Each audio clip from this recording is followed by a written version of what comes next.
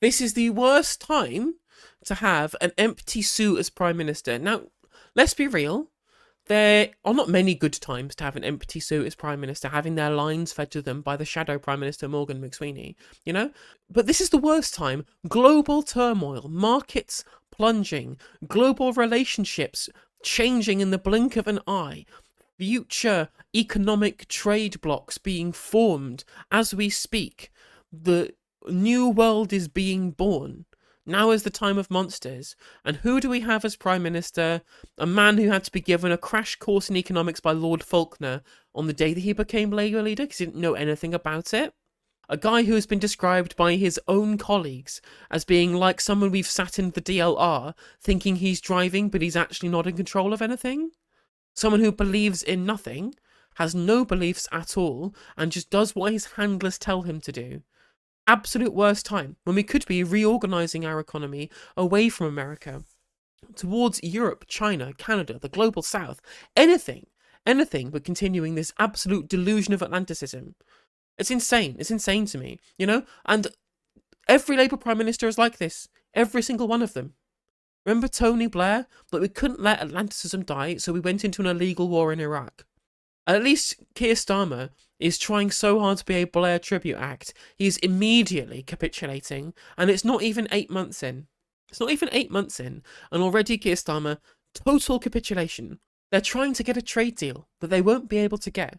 They don't think that they can have to worry about whether or not the trade deal is going to impact other trade deals, despite the fact that Trump is very, very clear that he does not want us to have a trade deal, which means that we can also have a trade deal with Europe. He wants to punish the EU. And if we have a trade deal, they'll be able to use us as a port to send goods to America, which means we won't get a trade deal. That's why everyone's gotten 10% tariffs. All of the capitulation on the digital services tax or on abortion buffer zones or on the Online Safety Act, all of these concessions have gotten us nowhere. Darren Jones was out saying it was a vindication of the government's actions towards the Trump administration that we only got the 10% tariff, and it was decided by a fucking formula. It was a formula based upon trade deficits, which America doesn't have with us. They have a trade surplus with us. So obviously we didn't get a tariff outside of the minimum level of 10% to stop arbitrage. There's no trade deal, and any trade deal would preclude us from having better trade deals elsewhere. And you know full well that this is Starmer and his Politburo's opinion, because he did this whole speech today, which we'll watch later, saying, oh, well, globalization is over. And I'm like, do you think these supply chains are just going to go away overnight? Do you think that we're not going to be building things with different parts of different things from all over the world, based upon each country's certain level of specialization? Do you think that these different supply chains can just immediately rewire overnight? Of course they can't. Globalization isn't over for China. What this is fragmentation. And in a world of fragmentation, you want to maintain and corral the people who don't want to see a global recession together. And so what you do is you let America isolate itself by joining along with the EU and with Canada and with China and with the global south. And instead we're out here trying to play kingmaker. Keir Starmer trying to be Billy Big Bollocks, because that's all it is for him. That's all his prime ministerial role is to him, playing Billy Big Bollocks. Nothing to do with what is actually good for the country. He keeps saying, I want to do what's best for working people, We know, you keep telling us, except your entire thing at the moment is just be, let's capitulate to Trump, right? This is the one time that we have to bulldoze American unipolarity into the annals of history where it belongs. This doesn't mean zero tariffs. This doesn't mean total free trade with everybody. I don't believe in total free trade with everybody. I believe in, that some protectionism is fine. But that doesn't mean ripping up every single trade agreement we have with everybody. This doesn't mean yoking ourselves to Uncle Sam and the United States and the failure of Atlanticism ad infinitum. How do you think this is going to function? China already has investments in our nuclear industry. The only person who has been forthright in the condemnation of America's action. The only one who wants us to have a backbone and stand up to Trump and to find an agreement with allies to destroy American unipolarity is Ed Davey. It's Ed fucking Davey. He is the bulwark against American unipolarity. He is the one who we have to rely on to not see a global fragmentation and the creation of economic blocs. Everyone out there in this country realizes everything is broken. The enemy are the corporations. American corporations are the biggest culprits. They are the ones who shipped your jobs overseas. They are the ones who have bought out all of the things that used to be collectively owned in this country. It's giant American multinationals buying up our housing and our infrastructure, owning our natural resources. American corporations are the one that destroyed your local culture, your local businesses, the local community that you used to be a part of. American corporations swallowed this and turned it into a fucking identical slop. That is what American corporations did. Any trade deal with the United States is going to be even further capitulation to that destruction of what you like, of what you love in this country, of your local community and everything that you used to own, the economy that we used to have in this country. And if you think reform are going to be the answer, they're even more sold out to American corporations as Keir Starmer is. They are showing even more fealty to the American empire than Keir Starmer is. Keep saying, oh, well, Brexit is this whole success because it allowed us to be close to America. People don't want to be close to America. That shit sucks. I hate to be crass about it, but America is shit. It's not nice. It's not good. It doesn't have good culture. It doesn't have any soul. And it's sucking the soul out of this country. We must pull ourselves away from America. The Chinese century is beginning, and we must embrace that. And that's the thing. A lot of people got frustrated with me when I started talking about the idea that globalization as a concept isn't a bad thing. It has bad elements, but it's not bad in and of itself. The interconnected nature of the world, understanding each other, learning cross borders, mixing culture together to create something new and better, and creating a better level of understanding. This prevented conflict for many, many, many years. The exploitation of the global south is not inevitable from globalization. The selling out of the working class within the imperial hegemon is also not inevitable in a globalized world. It isn't. It's not. Even in this globalized order that we have at the moment, China's state capitalists, they've been doing very, very well. They didn't go neoliberal. They've had state capitalism ever since Deng Xiaoping, and they've been done absolutely fine for their working class there. Now, of course, I will say, there's been a lot of bad things for Chinese working class too. It's not perfect. But if you want to look at something that is a bit close to being perfect, the Nordic social democracies. They've been absolutely fine throughout globalization because they own their shit. They didn't sell out to American corporations. They didn't sell out to international capital. They didn't sell out to international finance. They didn't sell out to the interests of the corporations and of the oligarchs. They own all of their things. They've got strong trade unions. They have strong governments and strong states and welfare states and safety nets. They've done absolutely fine out of globalization, and they didn't have to go neoliberal to do it. And that was a choice our governments made. No matter how many times Trump tries to tell us this is about bringing manufacturing jobs back to America, because it won't do that. American manufacturing jobs are going to be high-tech manufacturing, which means that you don't have people on assembly lines. This is automated. You have people overlooking the machines. There's not going to be huge numbers of jobs in this sector. They would have to massively devalue their currency, which I don't think would go well for them in the long run. It's not going to be a popular strategy. People are looking at this like it's a problem of the kind of jobs people have, as if the manufacturing jobs were the good jobs and the service industry jobs are the bad jobs. And both of these jobs are fine. These sectors of the economy, they're both fine. But, and crucially, people look at the manufacturing jobs as being good jobs because they were well paid in comparison. But they weren't well paid because they happened to be in manufacturing. They were well paid because they were heavily unionized. They were well paid because these people had collective bargaining agreements. It is not the international trading arrangement, flawed though it may be, that screwed over the working person. Neoliberalism did by taking assets away from the state, by reducing taxes on the wealthiest, and crushing the power of trade unions. So I understand why people want the end to globalization, because a lot of people, for a lot of leftists, globalization is a synonym for the power of global neoliberal capital. And it is powerful, and it's bad that it's this powerful. The fact we've allowed corporations to become bigger than entire states, this is something that must be ended by powerful governments doing so. But Trump isn't wanting to do this. And this can be done within the current global order, or within some kind of new order which gets rid of the United States and tries to undo a lot of the exploitative supply chains by people in the global north accepting they might have to pay a little bit more for consumer goods. by China sharing the prosperity, sharing the common prosperity with their allies in the global south. Fundamentally, the West is rich at the moment, and therefore they can't have sweatshops. But the American capitalists want you to work in a sweatshop. That's what they want. This is what this whole plan is to create lords and serfs in the American economy. Because again, there are plenty of good tariffs that you can do to protect jobs. You have an industrial policy, and you protect that industrial sector with a tariff on the completed goods being shipped from other countries to prioritize the purchase of those commodities that are manufactured in your country.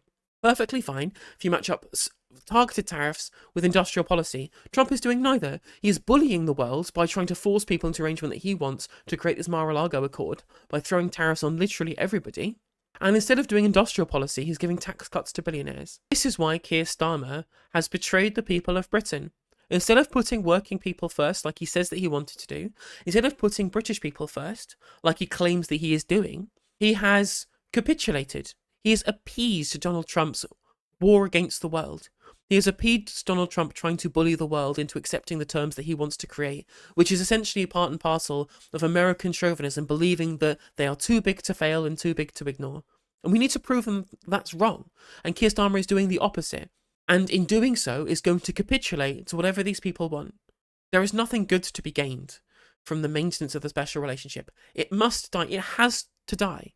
And if it is going to go away, then it has to have all of its followers removed from political power in this country. And that means not voting for them. And unfortunately, Labour is ran by those people. At the end of the day, the left-wing movement is an international movement. It's an internationalist movement. Global connectivity makes our movement more powerful. We have to rely on people having the power to be able to make use of that. And that involves being politically active, which they are not currently. Isolationism wins the left no favours. America wants to be isolated. I say let them. Let them be isolated. And let's craft new friendships with the rest of the world who wants to be friends with us.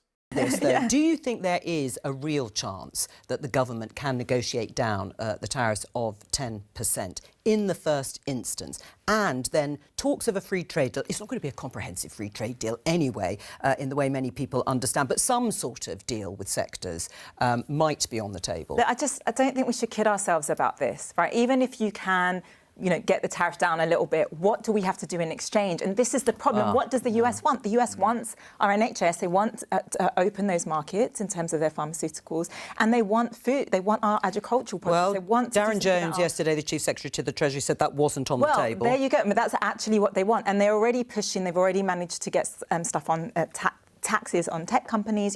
So, my fear is, actually, Trump is not going to, let's not be silly about this, Trump is not just going to give us a trade deal that's great for us and bad for them. He's going to do something that is better for them. And actually, I just want to say this on this, how the market is. But you know full well, chat, that the idiots in charge of the Labour Party right now will go full Liz Truss.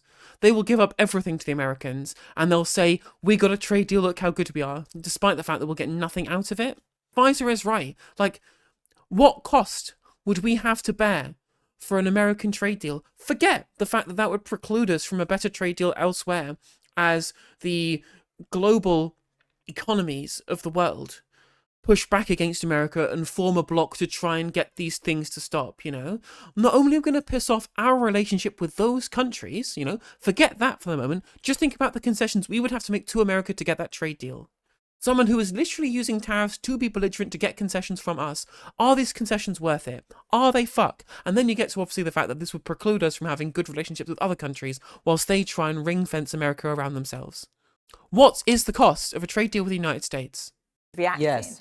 And as if Trump is going to move because of that. I think that actually they want that because that creates all the fear. And when they then go back and they have countries bilaterally trying to make agreements with them, they're scared. That puts them in a really strong position. And the other thing that I think is really interesting listening to the political sense behind this is that Trump is also trying to extract political allegiance from different industries and companies in the US. So the fear is a good thing from his perspective. But, I do want to come back to this point for us. I think we can get caught up in the trade deal. Yeah, and I don't think that is going to be we'll come back to. And they've already capitulated. They've already capitulated on this point. Rachel Reeves said, we're trying our hardest and we'll do whatever it takes to get a trade deal. You've literally gone into a negotiation by saying, just before we start, I'd like to let you know I'm desperate. Do you think we're going to get a good deal? These people have their negotiating skills taught to them by fucking Homer Simpson. What is the cost? Trump, somebody who famously is using this to be belligerent, somebody who doesn't take anything that doesn't butter him up lightly, do you think he's going to give us a good deal? Pre-Brexit, we had a sweetheart EU deal and good trading relationships with both China and the US, and we threw away China and the EU to end up with a worse relationship with the United States. Literally, just the biggest act of fucking internal capitulation and sabotage we've seen, you know? The fact that our EU deal allowed us to trade with China is crazy. And we threw that away, and now we're going to be America's bitch. That's what we are, America's bitch. Hope you're going to enjoy that for the next fucking epoch. Because that's what this is, a new epoch, right? The epoch of being America's bitch. Like, there was a video that's gone viral about Scott Bessent's plan for the Mar-a-Lago Accord and what these tariffs are for by a Dutch economist called Yuri Schasvoort, who runs the Money and Macro channel. I recommended this video. And literally, his example of a vassal state of the United States is just a fucking picture of the UK. That is how Europeans view us. They view us as Trump's loyal little dog. His little lap dog. Because that's literally what we are.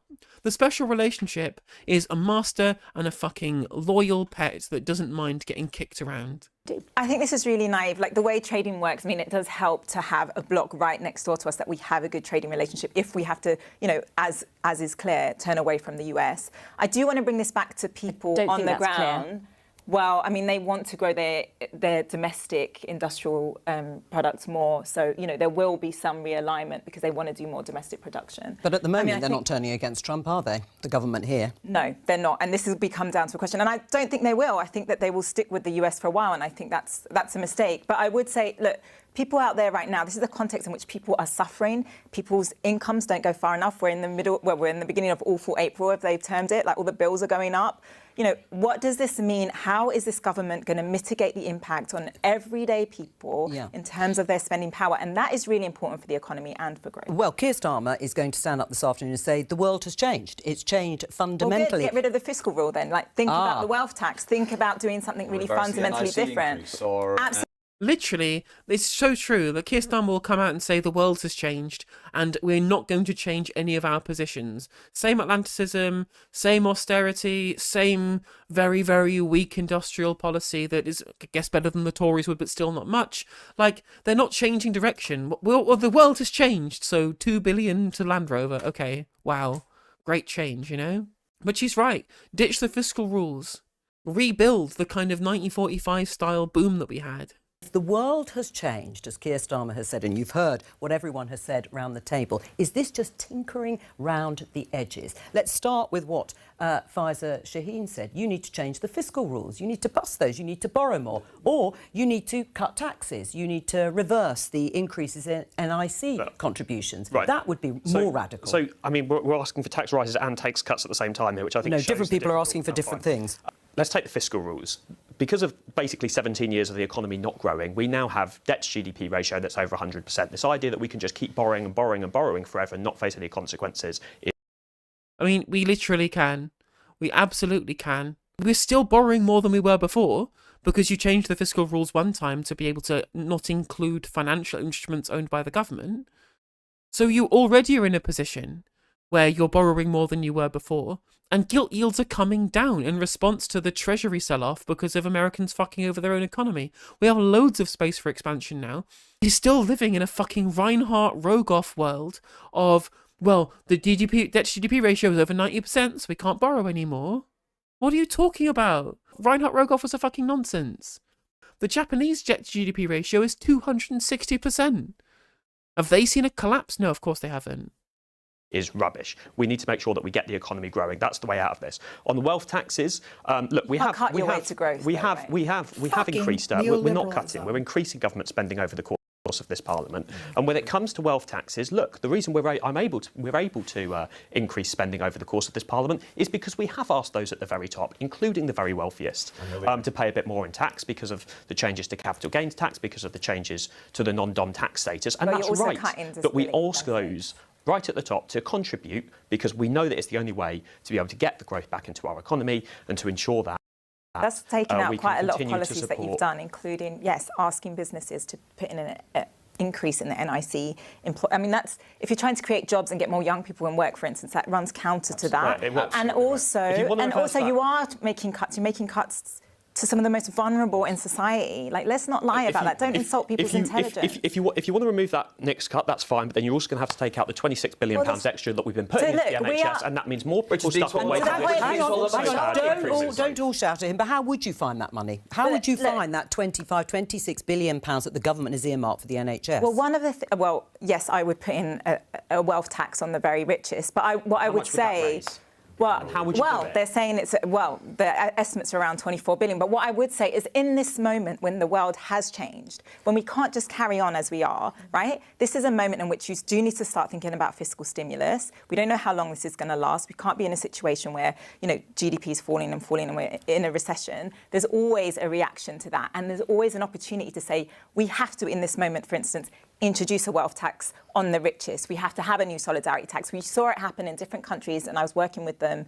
Like Uruguay introduced a solidarity tax during COVID, and it was really a good thing to do, and people understood that they had to pay more in that moment. Now, people on income taxes can't rise anymore. People are on the edge, so you have to look in other places. And so this is a moment to be bold, and the only way in which we're going to get the domestic consumption up, because that's what we're going to have to rely on, is to spend more money. Now, I understand that we have high, historically high GDP to debt ratios, but we cannot, we've got no room to manoeuvre. Well, on the wealth tax, she's absolutely 100% right. Now is the time for fiscal stimulus. Now is the time for taking money out of the hands of the rich and put it into the hands of consumers. If we want to be able to have actual growth, even the IMF, like the woke IMF now apparently, even they are saying that the biggest driver of growth in the Anglosphere in Western Europe is rising wages. It is the rising consumption power. They have totally ignored and ditched supply-side policy because it's been shown to fail in all the countries that it's been tried in. And the only successes that we've seen broadly has been from demand-side policy. Like, some interventionist supply-side policy coming from the state is always a good thing, but we need more demand-side policy as well to drive interest in investment in this country to meet that new demand. We have the ability to be able to do that. I think the planning reforms are fine and they should happen. And if we want to incentivise some private investment, having fiscal stimulus to drive the demand side of the economy so that the supply meets it where it is this is literally basic Keynesianism. This is how we did things for years and years under Butzkelism, and it was a great success. People try and say that Butzkelism was a failure because of the inflationary crisis of the 70s. This was literally entirely because of the fucking Arab boycott. There was nothing to do with Keynesianism as a concept failing, and somehow neoliberalism was better, because it's obviously been demonstrably worse ever since. Debt-to-GDP ratio is totally immaterial when you're looking at falling bond yields and the potential to start actually growing the economy through driving investment through demand-side policy. This is how America was coping before they elected the maniac. Look, this idea just generally changes to the fiscal rules, wealth taxes, whatever it is Andrew's suggesting. The idea that there's some magic fairies at the bottom of the garden that can just gain lots and lots of extra money and mean that this country can avoid. It's not a magic fairy at the bottom of the garden to implement a fucking tax. God, I hate the Labour right so much. They live in fucking lunatic land where they think that no policy is ever possible. Taxation is quite literally taking money out of the economy. That's the whole point. You are a sovereign currency issuer. You have access to unlimited money, and you take the money out of the economy through taxation. You can literally do this. This is not magic fairies down the garden. It is how the central bank functions. I hate this nonsense, just lying openly to the public about the monetary system. Hey there, if you enjoyed the video, make sure that you like and leave a comment. That helps the video out in the algorithm. If you subscribe and ring the bell, it'll let you know when I go live. I stream every day on YouTube and Twitch. You can also follow all of my socials down in the description. And if you want to support me in a more financial manner, there's a join button for membership. It's just 99p to be a member on YouTube, as well as a Patreon, and there's some merch there as well. And hopefully I'll catch you on the next video. Take care.